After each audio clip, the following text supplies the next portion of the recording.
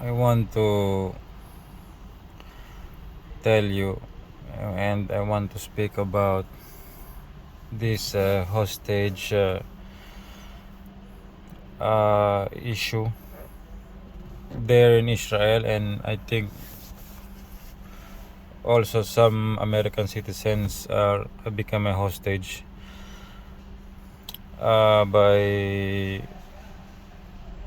Hamas, if I'm not mistaken. I don't know if Hamas only or if other groups, Islamic fighting groups, also get some hostages from Israel and from US. So uh, I can see this in the news. It's becoming a big issue. It's a big issue, of course, for the families of those hostages. So I'm just gonna tell you what I know, directly what I know. So, from the knowledge that the Lord God, the Creator, has given to me, from the knowledge from the Lord God. So, when I say God, I'm talking about God the Creator, the alien God. He's called Father in the Holy Bible. He's called Allah in Arabic by the Muslim people. He is the one the Jews are praying there in the Wailing Wall. God the Creator, the only true God. So, He gave me knowledge and understanding. Okay, the Lord God is telling me to mention this because whenever I speak in public, the Lord God is guiding me, even on these videos. So the Lord God is guiding me on what to say, what the correct things to say, what's not to say. So the Lord God is telling me right now to mention this. So how do I get information? For example, about these hostages that I'm gonna tell you. I said the Lord God gave me knowledge. So the Lord God wanted me to explain it so that you will understand. I'm not in communication with any groups that have hostages. So I'm not in communication with Hamas or with any other group that is having armed conflict with Israel or with the US. No human is communicating with me. I'm not getting information from them. The one that giving me information is from the knowledge from God the Father, from God the Creator. So how this works is, I'm going to explain to you because the Lord God wanted me to explain. So I will explain. So, and I'm going to talk about energy. And this is the real stuff. It's not like some guessing lecture from other people. Oh, this is the real stuff. Okay. The Lord God is telling me to be direct. Okay. So there's another, I will say, dimension that we cannot see, which is energy. So us people, we can see the physical world, we can see a human being, we can see for example, we can see a beautiful girl standing, or we can see a nice looking guy standing there. We can see the people, we can see the material things, everything. We have the cars, the sky, the ocean, but our eyes are not capable of seeing the other part of reality of how God created everything, which is energy. So because this is how the Lord God created, with by energy, but we cannot see that because our eyes are only seeing the physical. So but The Lord God gave me a gift. The Lord God gave me a gift. That's why I have a mark of fire. God marked me with fire.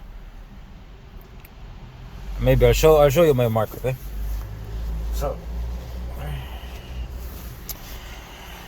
I have a mark of fire. The Lord God gave me a gift. I'm gonna tell you directly. The Lord God gave me a gift. I can read, I think that's the correct word to say it. I can read the energy far away. So the same thing how God receives your prayer of any person around the world, the Lord God can detect the energy. The Lord God can detect the energy. Sorry, there's a truck here passing by. The Lord God can detect the energy of each person. Whenever you are thinking or processing or whatever you're doing, your brain is throwing away waves, okay, of energy. The Lord God can read that and read your thoughts. That's how when you pray to the Lord God,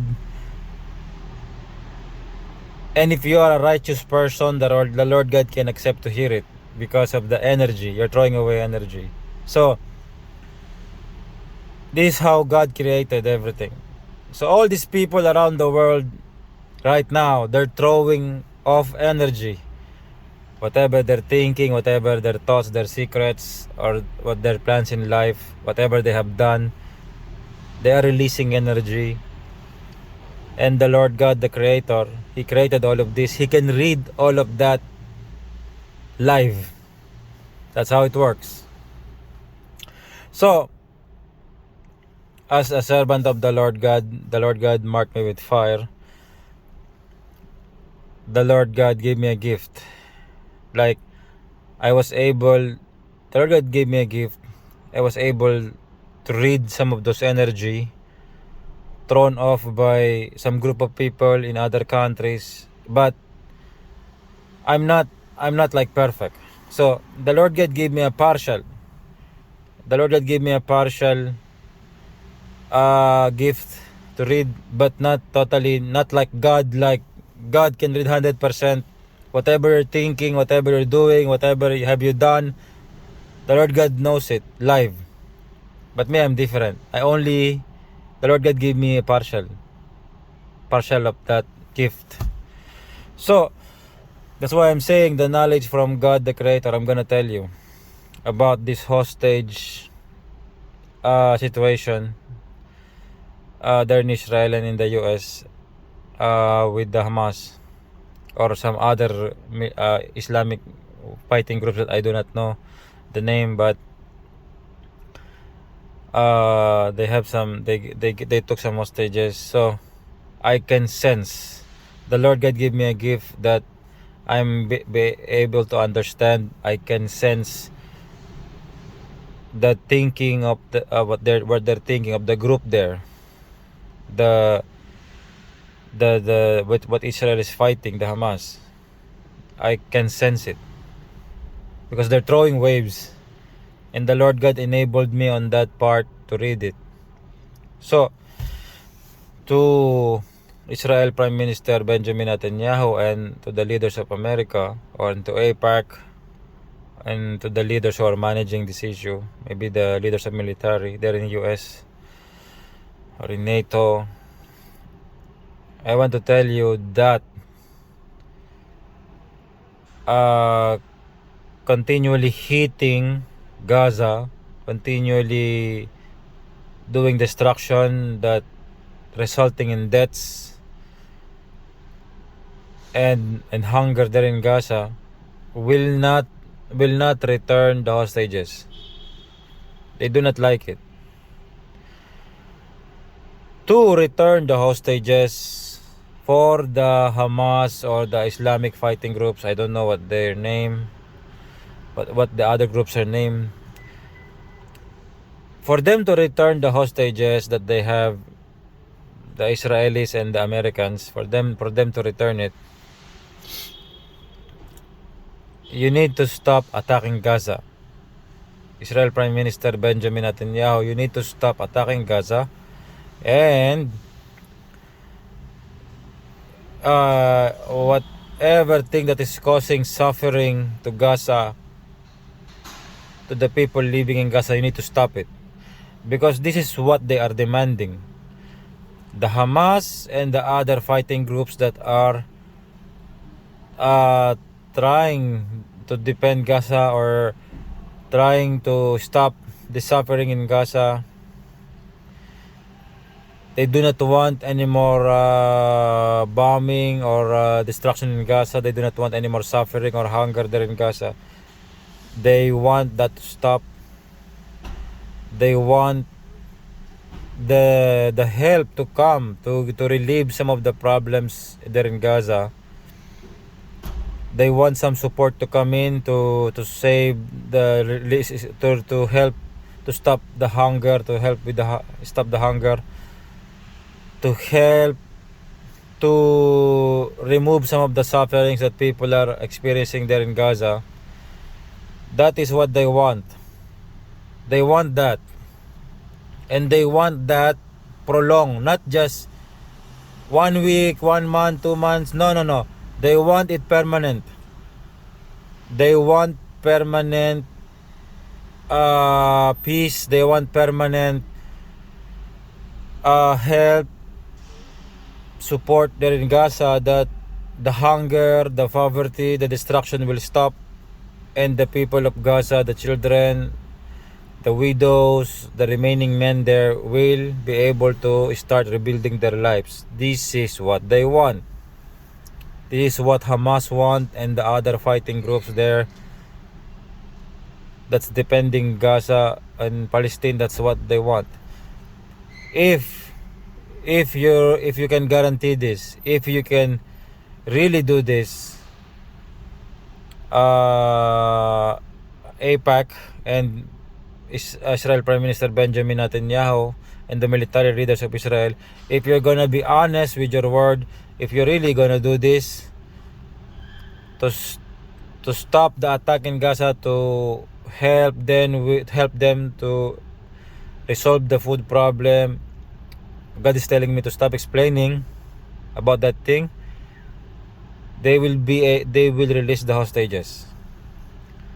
The Hamas and the other Islamic military group will release the hostages, and you will get what you want. The Israel people who are demanding their relatives back, they will get what they want.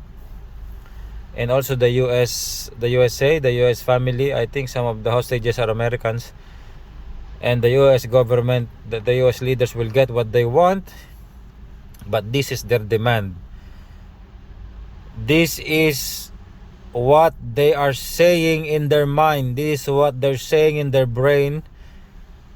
And the energy they are throwing off. And the Lord God is reading it. And the Lord God gave me the gift that I was able to read it. That portion of the world that the Lord God allowed me to read it. What they are thinking, what they want.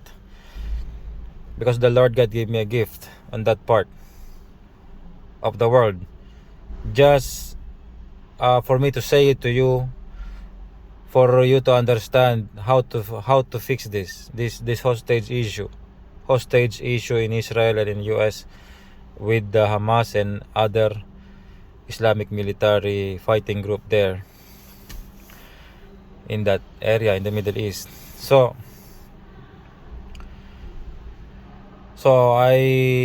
the Lord God allowed me to tell it to you today, so that you will be able to understand and receive the message.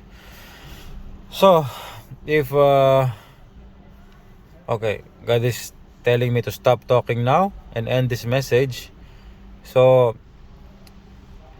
greetings to all of the leaders in different countries. Greetings to the AIPAC, to the leaders of Israel, to Israel Prime Minister Benjamin Netanyahu. Greetings to all the elite families in US. Greetings to all the leaders of America. Greetings to leaders of NATO.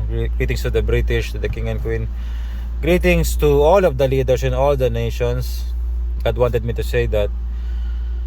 Glory to the one true God, the Father, the Creator, the alien God. He's called the Father in the Holy Bible. He's called Allah in Arabic by the Muslim people. And glory to His Son, Lord Jesus Christ. To God be the glory. Amen.